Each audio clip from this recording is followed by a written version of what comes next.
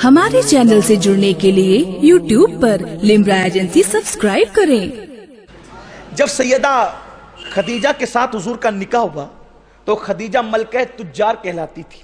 मलके तुज्जार यानी पूरे मक्के में सबसे ज्यादा किसी के पास दौलत थी तो हजरत खदीजा के पास थी। कुरान कहता है, कुरान ने कहा कि जब हमने आपको हाजतमंद पाया तो गनी कर दी, हमने आपको गनी कर दी। गनी किससे किया? हजरत खदीजा के माल से गनी किया।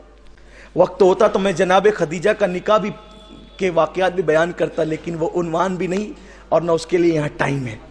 लेकिन इतना जरूर अर्ज करूंगा, सबसे ज्यादा मालदार थी पूरे मक्का में।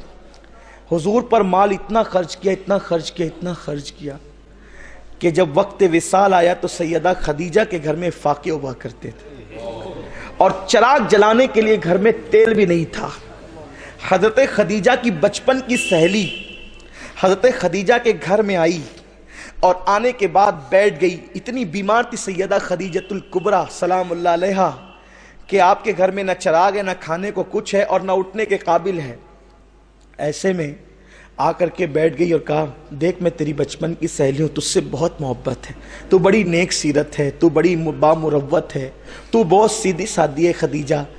आज मैं तेरे पास इसलिए बहुत दिनों के बाद आई हूँ, जब से तूने मोहम्मद अरबी का कलमा पढ़ा मैंने तुझसे मिलना छोड़ दिया था, लेकिन आज तेरी हमदर्दी लाई है। मक्के के लोग बातें करते हैं कि खदीजा का जब इंतकाल होगा तो उसे हम मक्के में दफन नहीं होने देंगे, इसलिए कि उसने मोहम्मद अरबी को बहुत साथ दिया।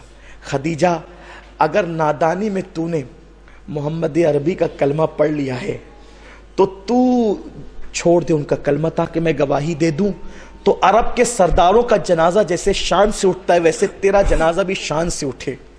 हजरत खदीजा ने उससे कहा, मैंने नादानी में या शौहर होने की बुनियाद पे उनका कलमा नहीं पढ़ा, बल्कि अक्लो खिरद ने करोड़ों मर्तबा मेरे तलवों को चूमा था। अक्लो खिरद ने करोड़ों मर्तबा मेरे तलवों को चूमा था, तब कहीं जाकर मैंने मोहम्मद अरबी का कलमा पढ़ा है। शौहर होने की वजह से कलमा नहीं पढ़ा है, बल्कि उनका किरदार मैंने 15 साल तक के देखा। 25 साल से लेकर 40 साल तक रातों दिन उनकी जिंदगी की किताब का मैंने मुशाहिदा किया, यानी हुजूर की सीरत तैयबा को खुद देखा, पढ़ा, समझा। और जो बंदों के मामले में झूठ नहीं बोलता वो खुदा के मामले में झूठ कैसे बोल सकता है? मैं नहीं कलमा छोड़ सकती। और सुन, अगर मक्के वाले मुझे दफन नहीं होने देंगे मक्का में तो जमीने गैरत में मुझे दफन किया जाएगा और मक्के के कुफ्फार मेरे जनाजे को कंधा नहीं देंगे, फरिश्ते मुझे कंधा देने आएंगे। मैं कलमा नहीं छोड़ सकती मोहम्मद अरबी का। ये बातें अभी सहेली के साथ हो रही थी, तवज्जे, अगर बहनें यहां मौजूद है तो वो भी सुने। ये बातें सहेली के साथ हो रही थी, उतने में हुजूर आ गए। दीन की दावत देते देते हुजूर आ गए। आका आए, सरकार ने हजरत खदीजा की पेशानी पे हाथ रख के कहा, खदीजा कैसी हो? हजरत खदीजा ने कहा, या रसूल अल्लाह, मुझे अल्लाह के सुपुर्द कर दें आप और मेरी खैरियत नहीं पूछें आप।